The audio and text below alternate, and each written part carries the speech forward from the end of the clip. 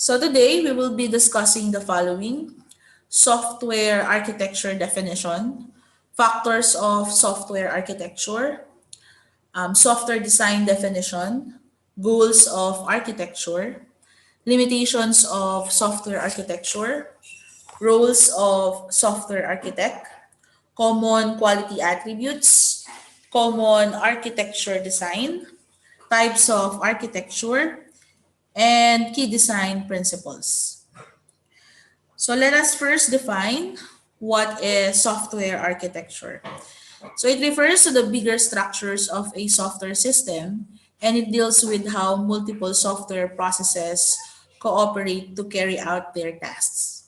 It also serves as a blueprint for a system, which provides an abstraction to manage the system complexity and establish a communication and coordination mechanism among components.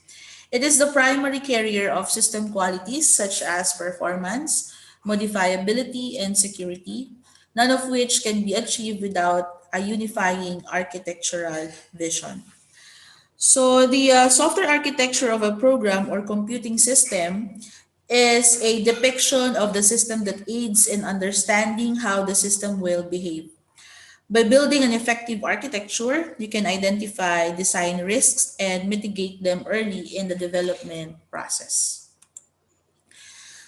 So, the factors of software architecture are as follows: we have design, quality attributes, IT environment, business strategy, and human dynamics.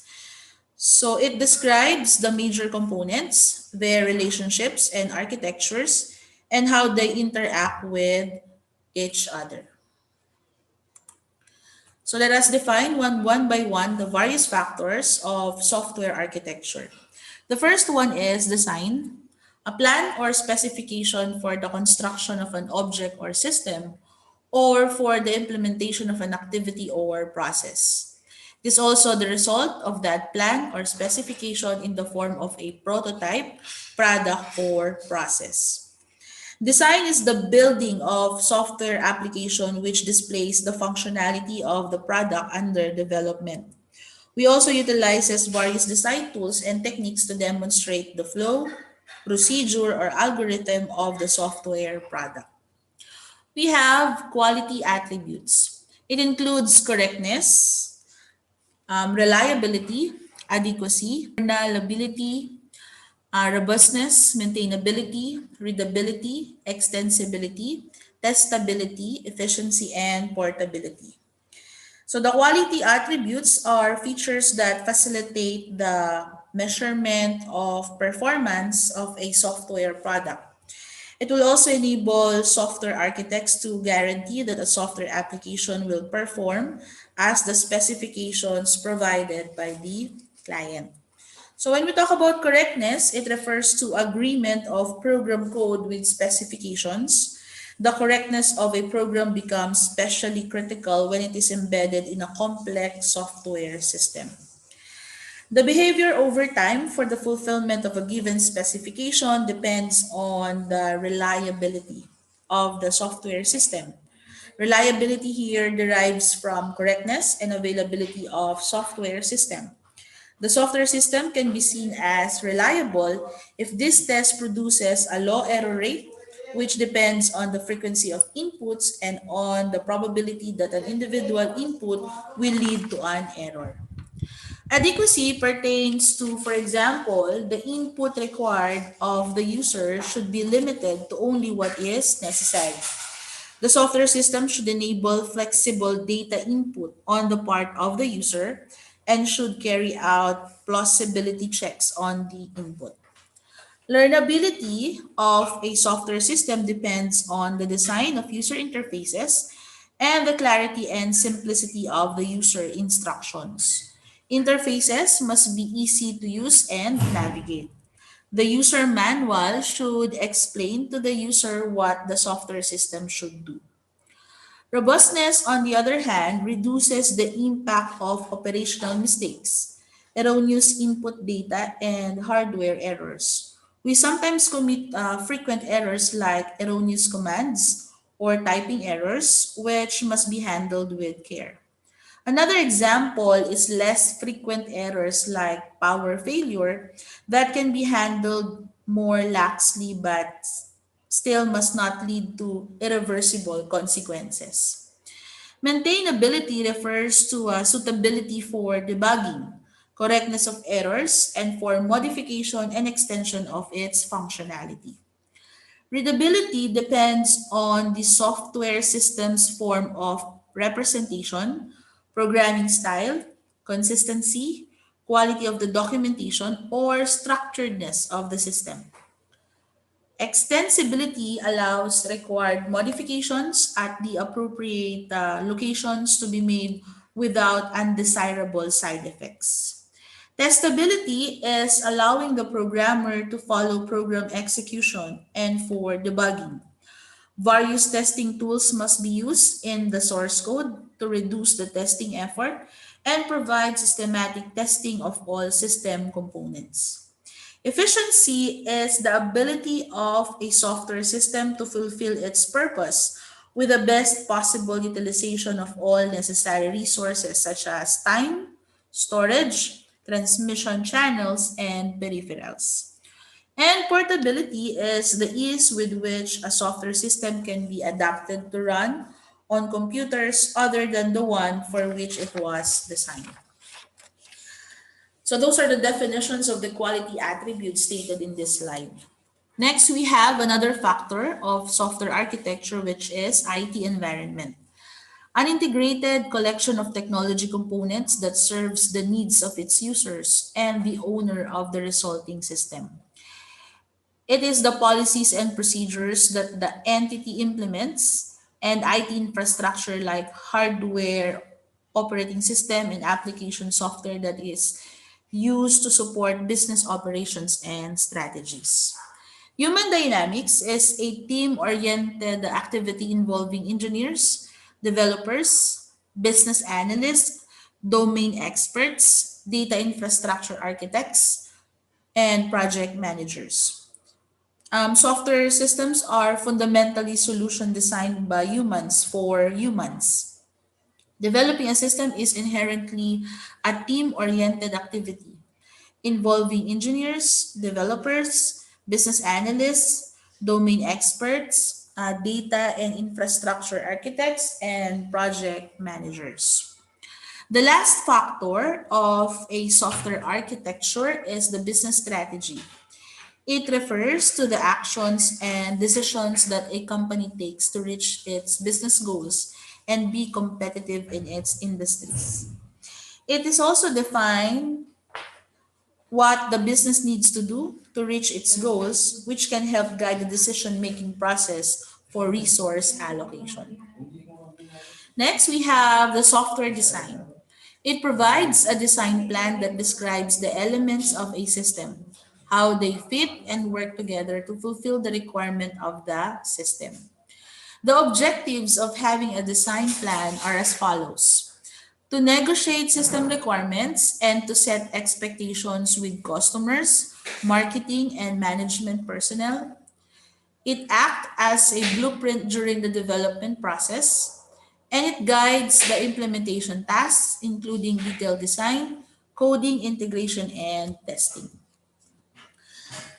So it comes before the detailed design, coding, integration, and testing, and after the domain analysis, requirement analysis, and the risk analysis.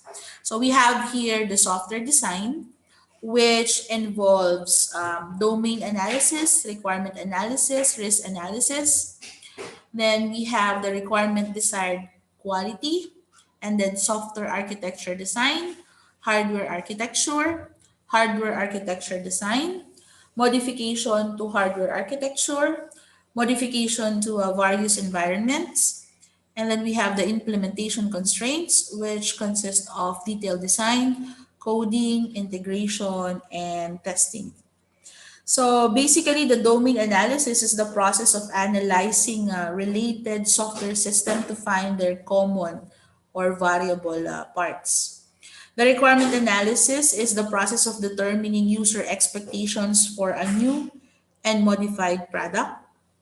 while the risk analysis is the technique used to identify and assess factors that may jeopardize the success of a project or achieving a goal. The software architecture design here refers to the fundamental structure of a software system, while the hardware architecture design is the identification of systems, physical components, and their interrelationships. So now let's proceed with the goals of architecture. First is expose the structure of the system but hide its implementation details. Realize all the use cases and scenarios. So we will be discussing in the following classes what are use cases, scenarios. Next is try to address the requirements of various stakeholders, handle both functional and quality requirements, reduce the goal of ownership and improve the organization's market position, improve quality and functionality offered by the system, and improve external confidence in either the organization or the system. Software architecture also has its limitation, which lack of tools and standardized ways to represent architecture, lack of analysis methods to predict whether architecture will result in an implementation that meets the requirements, the lack of awareness of the importance of architectural design to software development, the lack of understanding of the role of software architect and poor communication among stakeholders, and the lack of understanding of the design process, design experience, and evaluation of design. Now let's proceed to the various roles of a software architect. So the first one is design expertise. Expert in software design, including diverse methods and approaches such as object-oriented design, event-driven design. So this also lead the development team and coordinate the development efforts for the integrity of the design. Second role is a domain expertise. Expert on the system being developed and plan for software evolution. It also assists in the requirement investigation process, assuring completeness and consistency. Next, we have technology expertise, expert on available technologies that helps in the implementation of a system. It involves coordination in the selected programming language, framework, platforms, and databases. Next, we have methodological expertise. Expert on software development methodologies that may be adopted during SDLC or software development lifecycle. So you choose the appropriate approaches for development that helps the entire team. Next, we have the common quality attributes. So the first column is the category, second column is the quality attributes, and the third column is the description. So design qualities is the value of a design to customers. It is the root of all quality like products, services, experiences, systems, and processes. So the quality attributes are conceptual integrity, defines the consistency and coherence of the overall design. This includes the way components or modules are designed. Next is maintainability, ability of the system to undergo changes with a degree of ease. We have reusability, defines the capability for components and subsystems to be suitable for use in other applications. Next, we have the runtime quality, which can be measured as the system executes. So we have interoperability, ability of a system or different systems to operate successfully by communicating and exchanging information with other external systems written and run by external parties. We have manageability, defines how easy it is for system administrators to manage the application. Next, we have reliability, ability of a system to remain operational over time. Scalability, on the other hand, is the ability of a system to either handle the load increase without impacting the performance of the system or the ability to be readily and large. Next, we have security, capability of a system to prevent malicious or accidental actions outside of the design usages.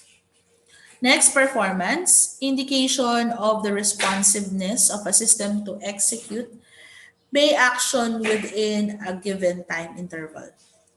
Next, we have availability, defines the proportion of time that the system is functional and working. It can be measured as a percentage of the total system downtime over a predefined. Next, we have the system qualities. This can be used to describe and document a particular system or software. So we have supportability, ability of the system to provide information helpful for identifying and resolving issues when it fails to work correctly. And we have testability, measure of how easy it is to create test criteria for the system and its components.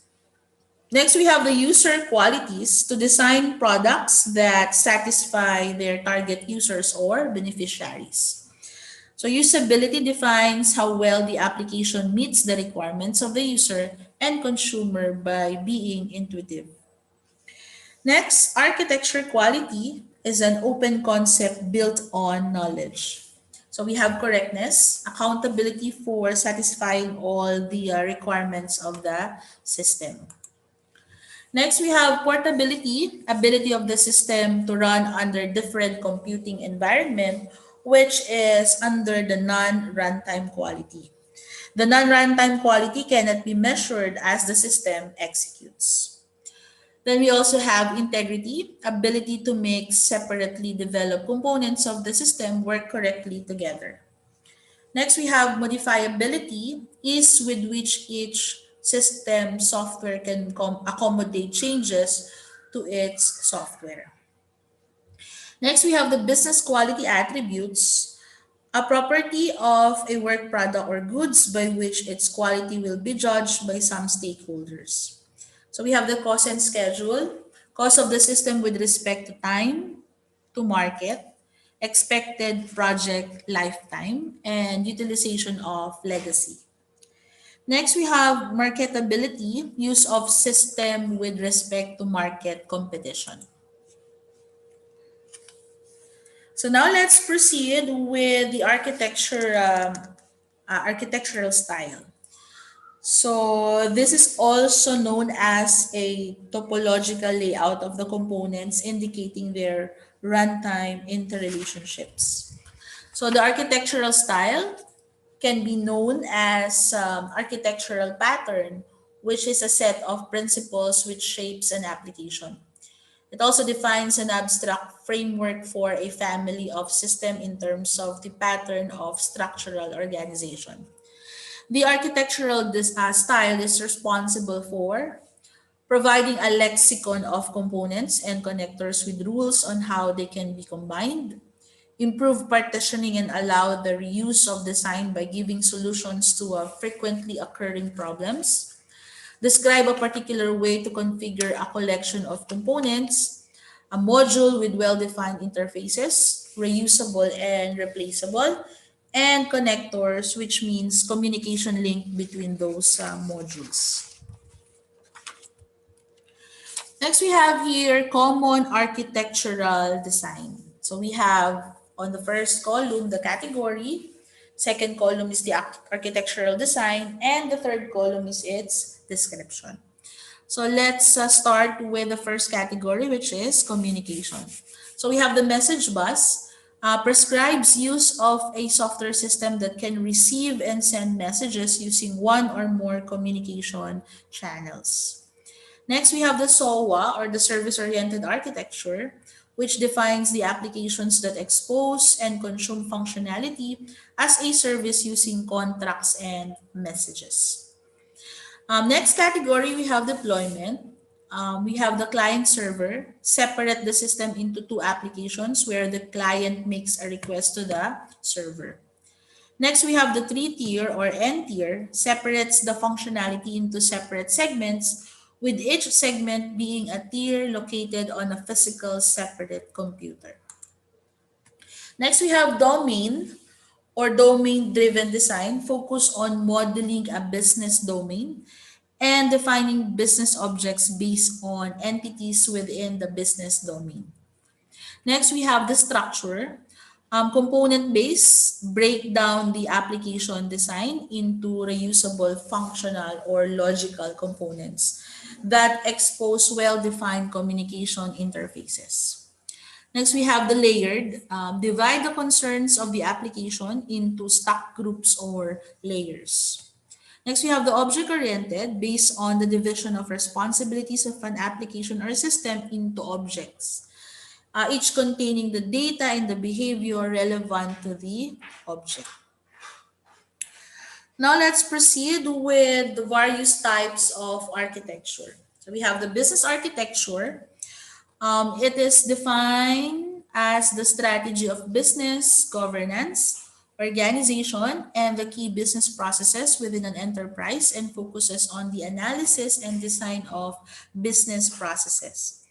The business architecture is a discipline that represents holistic, multi-dimensional business views of capabilities, end-to-end value delivery, information, and organizational structure, and their relationships among these business views and strategies.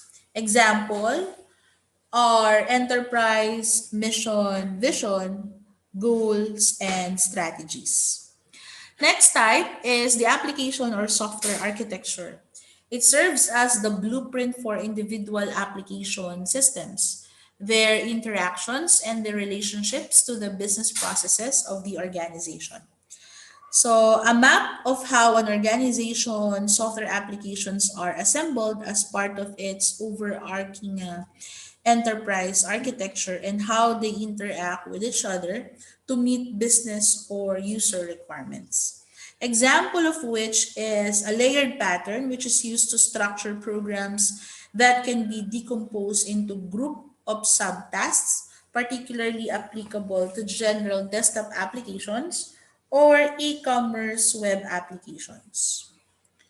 Next type is the information architecture. It defines the logical and physical data assets and data management resources. So it is the architectural or structural design of shared information environments, example of which are organizing and labeling websites. Next, we have the IT architecture or the information technology architecture. It defines the hardware and software building blocks that make up the overall information system of the organization. It is also a detailed description of the various information processing assets needed to meet business objectives. Example is a web-based information technology architecture in an academic library. Now let's proceed with the architecture design process. So it is a step-by-step procedure for architectural design. So the first one is understand the problem. This is the most crucial step because it affects the quality of the design that follows. Without a clear understanding of the problem, it is not possible to create an effective solution. So many software system products are considered failure because they did not actually solve a business problem. Next, we have identify design elements and their relationships. So in this phase, build a baseline for defining the boundaries and context of the system. The composition of the system into its main components based on functional requirements.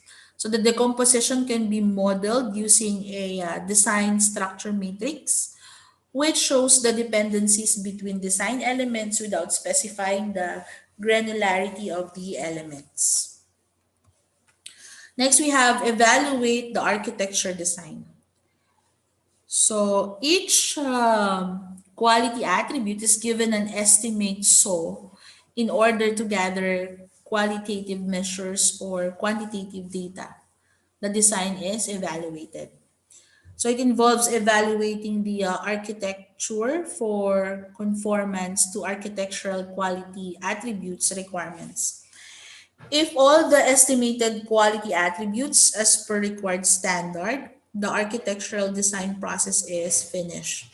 If the observed quality attribute does not meet its requirements, then a new design must be created. Next process is the transform the architecture design. So this step is performed after an evaluation of the architectural design. The architectural design must be changed until it completely satisfies the quality attribute requirements. It is concerned with selecting design solutions to improve the quality attributes while preserving the domain functionality. So it is a phase wherein the design is transformed by applying design operators, styles, or patterns. The design is again evaluated and the same process is repeated multiple times if necessary. So we have the following as the key principles to be considered while designing an architecture. The first one is build to change instead of building to last. The application may need to change over time to address new requirements and challenges. Next principle is reduce risk and model to analyze. Use various design tools, visualizations, modeling systems such as UML or Unified Modeling Language to capture requirements and design decisions. Next principle is using models and visualizations as a communication and collaboration tool. Use models, views, and other visualizations of the architecture to communicate and share the design efficiently with all the stakeholders. And the last principle is using an incremental and iterative approach. So start with baseline architecture and then evolve candidate at architectures by iterative testing to improve the architecture.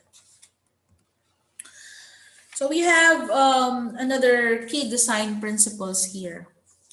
So the first one is separation of concerns. So divide the components of system into specific features so there is no overlapping among the components functionality. Next, we have the single responsibility principle.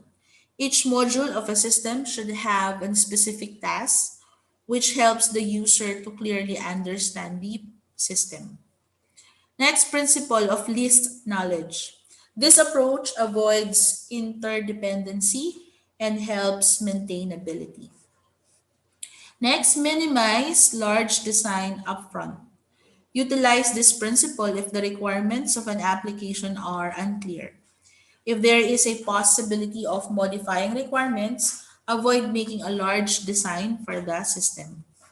Next, do not repeat the functionality.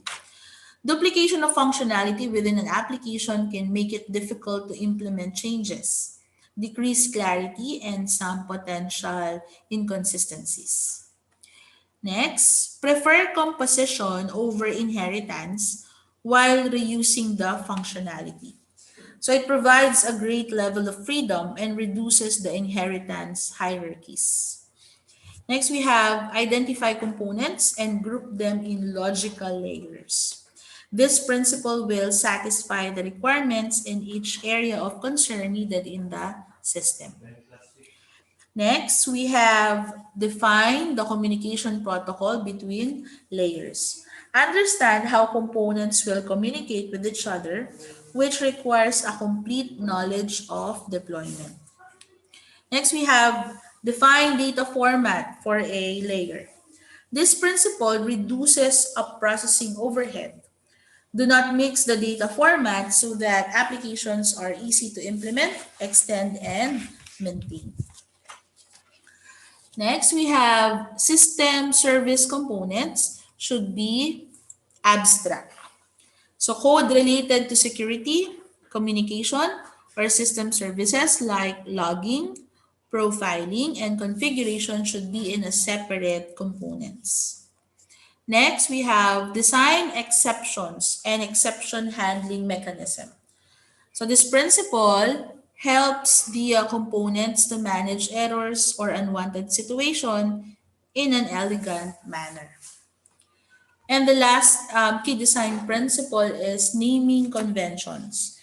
It is easier for team members to validate code written by others, thus increases maintainability. So various methods and practices that can help organizations use software architecture to build and evolve systems that satisfy their business and mission goals. So let us review the various concepts that we have discussed today. So we have defined what is a software architecture, and then the various factors of software architecture. So we have the design, the quality attributes, and then we have defined and provided an example for each of the quality attributes like correctness, reliability, adequacy, learnability, robustness, maintainability, readability, extensibility, testability, efficiency, and portability. Next, another factor is the IT environment, the human dynamics, and the business strategy. And then we have discussed and provided the objectives of a software design. And then the diagram for the implementation of a software design, which involves domain analysis, requirement analysis, risk analysis, software architecture design, the hardware architecture design, which pertains to the physical components of um, hardware itself. Next, we have the detailed design, coding, integration, and testing. So it involves coding or writing the program and how you are going to integrate one module to another module and the various testing tools that can be used in checking the viability of the software system. Next, we also enumerated some of the goals of architecture as well as its limitations. And then we define one by one the various roles of the software architect, which as follows: design expertise, domain expertise, technology expertise, and methodological expertise. And then we have provided some common quality attributes such as design qualities, which consist of conceptual integrity, maintainability, reusability. Then we have the runtime qualities, which comprises of interoperability, manageability, reliability, scalability, security, performance, availability. And then for the system qualities, we have supportability and testability. And then user qualities, we have usability. Architecture design, we have correctness. For non-runtime quality, we have portability, integrality, and modifiability. Next, we have the business quality attributes, which involves cost and schedule, marketability.